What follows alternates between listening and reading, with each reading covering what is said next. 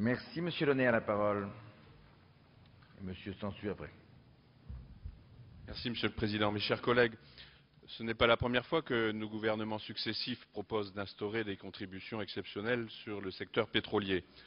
Nous l'avions nous-mêmes fait en 2001, en 2002. Notre collègue Frédéric Lefebvre l'avait fait par amendement en 2007, en créant ainsi l'article 67 de la loi de finances rectificative pour 2007.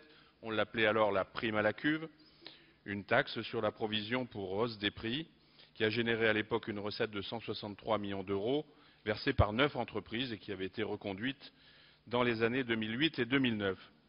En 2011, la majorité précédente a souhaité, dans le cadre de la loi de finances rectificative de la même année, instaurer une autre contribution destinée à financer la revalorisation de 4,6% du barème kilométrique applicable aux salariés, au BIC, au BNC, au titre de 2010. Et le produit à l'époque s'était élevé à 115 millions d'euros. Nous sommes aujourd'hui devant un dispositif différent qui, avec une assiette plus large, générera un produit plus important que nous estimons à 550 millions d'euros en appliquant le taux de 4% à la valeur monétaire des stocks moyens des produits pétroliers. Au-delà, gardons à l'esprit le poids du secteur énergie dans le budget des ménages et aussi que le plein d'essence pèse largement sur le porte-monnaie de nos compatriotes.